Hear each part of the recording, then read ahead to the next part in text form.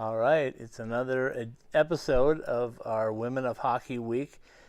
Couldn't do it ever without bringing on the coach of GCU, Natalie Rossi. So, Natalie, first of all, welcome for inviting up to your summer home here in Flagstaff. What an awesome chance to get away from the heat for a little while. And I know you're busy with classes, so for second of all, thanks for taking the time for us. Oh, no problem. Thank you for having me. I'm excited. You know, Women of Hockey is always important to us. This is our second annual year where we've done 7 straight days, and you're going to be day number 4. Okay. So we've got quite a cross section this year.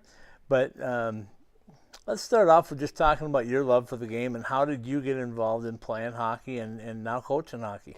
Well, like we talked about last year, my younger brother played, and of course I went into figure skating because that's what, my family thought girls do. And then I didn't want to play anymore because I got an injury figure skating. I hit my head, and I asked my dad at one point in time, like, why can't I go do what Mikey's doing? So Right. He ran around the rink, got all the equipment he could, threw it on me, and shoved me on the ice because he didn't want to miss the opportunity. So it was great because my parents have been just absolutely supportive, and especially at a time that there weren't so many females playing hockey then.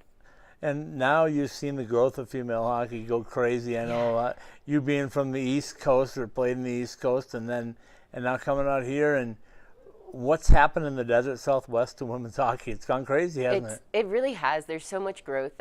With Small Fries, we're really getting young girls into girls hockey. So that's a program for little girls, and we're also training coaches through that program, which is really nice because we'll get more females in coaching. And then Premier is starting a team as well for high school students, and we're involved in that as well. And it's just really exciting to see how much passion there is for the game and how many people are willing to get involved and really want to make it the best it can be. You know, when we talk Small Fries, you and I visited a little bit during the summertime when we had a chance to have a couple of Olympians come in. And I know that was a shock to everybody to see them come on the ice, and I know the little girls loved it, and the big girls loved it, I think, too, I don't right? think anyone disliked it.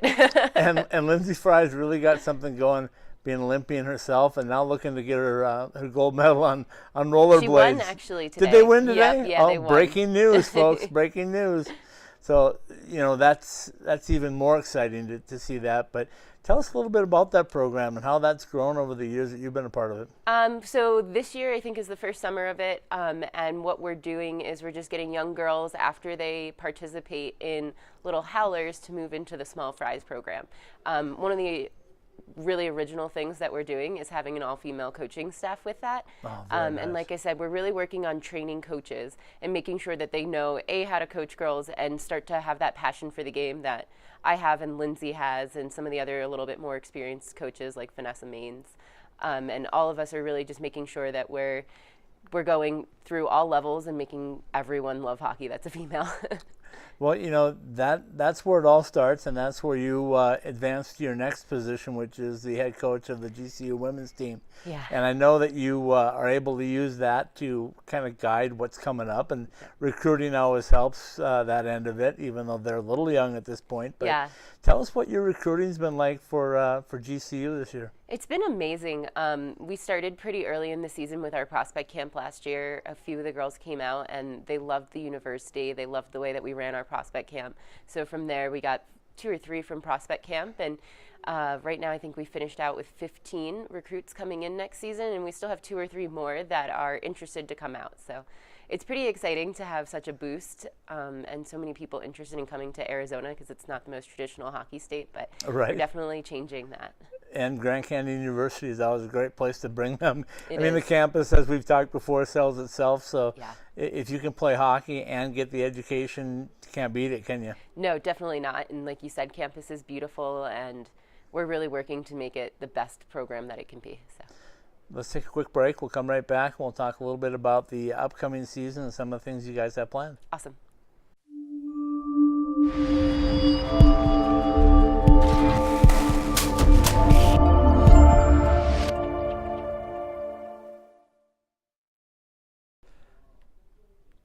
And we're back with the head coach of the Grand Canyon University Lopes. She's always got a smile on her face, Natalie Rossi. And why wouldn't you when you work at Grand Canyon? Yeah. And you got a team there, you got facilities there.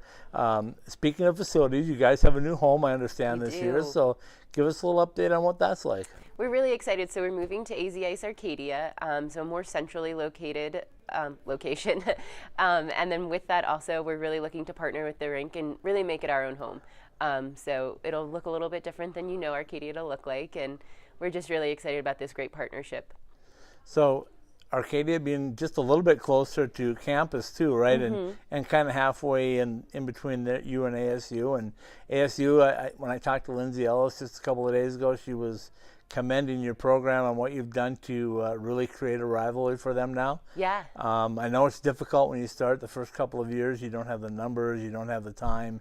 Maybe you don't have the talent that you really want, but you guys were pretty formidable opponents, weren't you? Yeah, we were pretty lucky this year. I think we had a great incoming class last year with a good amount of age. There were some freshmen, but we did have a junior and a couple of sophomores, so that was really good for us. I think we set a great culture, and that's kind of what we went after this year. And with that, we left a great baseline and a great foundation to build an amazing program. So although last year was a little bit rough at times, I think we did all the right things, and we're going to continue to improve.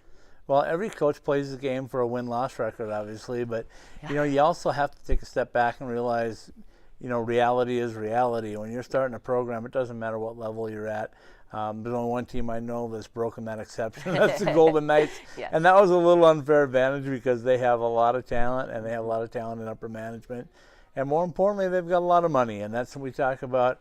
It all comes down to resources, too, and I know GCU is good to you guys, but your players have to make a commitment, don't they? Yeah, they do. We have a lot of commitment from my players, and especially off the ice. So we do a lot of community service, and actually this year we won the Women's ACHA Division I Community Service Award. So that was a great accomplishment. The girls were able to really see their hard work pay off with an award, but also by affecting positively the community. So. And I know you guys were also involved with the Humboldt tragedy. You guys were out with the men's program and letting people know that you were supporting a program from many miles away. And any of you guys that travel on a bus, I've done it myself, and we all have if we played hockey, right? So it's one of those things where you feel like you're encapsulated in protection, and then all of a sudden when that's destroyed, it's a hard thing, isn't it? Yeah, and it hits home reading some of the accounts of what happened and really thinking about all of the times, like you said, you've been on a bus with your teammates and you're going to a game and you're getting pumped for a game and you don't expect anything bad to happen. So I think one of the most amazing things was seeing how the hockey community came around Humboldt and how many people really felt for them, and just that coming together is one of the most amazing things about the hockey community. Talk specifically about the women's hockey community and how it's growing now. You guys and ASU are co-hosting the conference tournament this year. Actually, ASU's hosting it. They're hosting it, yes, but you're just the co-commissioner. Is that what I heard? Yeah. Or what? So Lindsay and I are co-commissioners of the WWCHL. Let's get that clear. Yeah, and then they are hosting the tournament in February in Vegas, which will be absolutely incredible. Lindsay's put on a tournament before, and I got to go and watch, and she does a great job of it. So we're very excited that ASU's putting that on, and hopefully we'll be there for it too.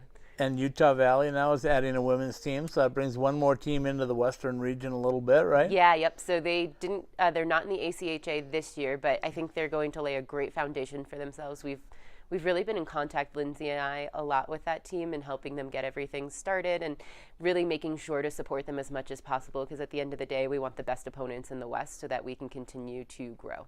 And it's also nice to have somebody that's a little bit closer, right? Yes. You're not traveling quite so far. I know that not only is it a time restraint, but it's also a money restraint, isn't it, when you're traveling that far? Yeah, it's definitely hard. Some of the teams are pretty far away, but this Western Women's College Hockey League, I think we'll see a lot of growth in it in the next 3 or 4 years even, and we'll be able to see more of a true West division, which will be very good. And I asked Lindsay the same thing. I said, when you're a head coach of a women's program, it's a lot more than coaching, right? Yeah.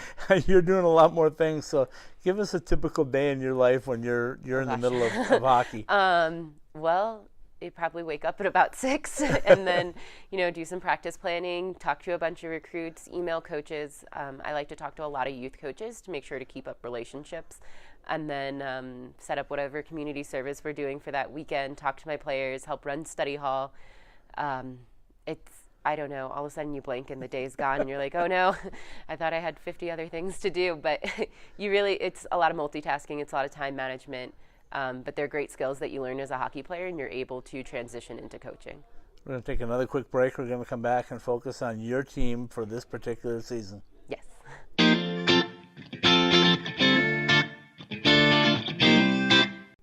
All right, we're back for our final segment with the head coach at Grand Canyon University, Natalie Rossi. And Natalie, this time we're going to focus on your team and what you've done over the summer to improve that roster, to add a little depth, to maybe be able to have a full power play and a full penalty kill. And so tell me a little bit about this summer. What's it been like as far as getting players in? We did a lot of the recruiting during the season, so the summer was kind of wrapping up on a couple more players. We're bringing in 15 next year so far, so we're really excited about that. And we have 14 returning, so that puts us at about 29. And we still have one or two more that that are on the line. So we're definitely working hard with recruiting and starting to look forward to next year as well and talking to players. I've had 3 already come in to visit the school for coming in the fall of 2019. Yeah, fall of 2019. I can't believe it's already here. It's going that fast, right? So yeah. So with our recruiting, we definitely work really hard. We have some of our players talk to incoming players, which really gives them the player perspective. And then Danny's been so supportive and helpful with the recruiting as well. So I'm very lucky in that way. So you look at your team coming in right now and what you are adding to. Where's the strength going to lie for you? We really improved in our defensive zone, I'd say.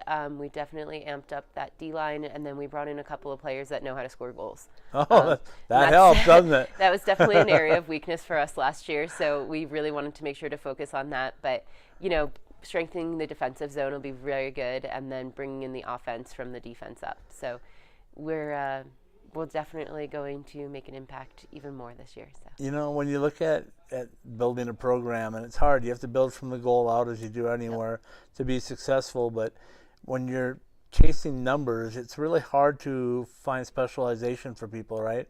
I mean, some of your best kids have to play quite a bit more, and if you want them to penalty kill or you want them on the power play, sometimes they just don't have the energy left. Yeah, we got pretty lucky having some good numbers and having a pretty solid roster last year where we were able to start specializing, and then I think this year we'll have a lot more of that.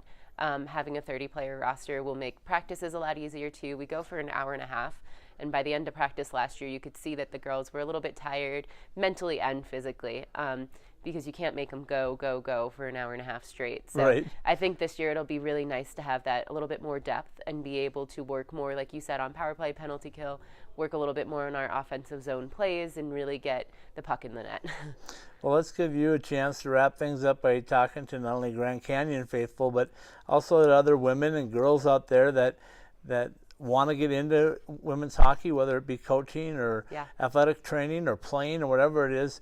Tell them about what the opportunities are out there and how they can get involved. There's so many opportunities for women in hockey, and I think what we're doing now is laying the groundwork for the future. And that's one of the most amazing things that you can do is be a part of a change. So as females in hockey, we are positively changing the world, and, come join us. and of course, the GCU Lopes and the Havocs are second to none. Yes. And anytime you guys put on any kind of sport or any kind of event, that support is incredible for a university, isn't it? Yeah, we do it right. I mean, go Lopes.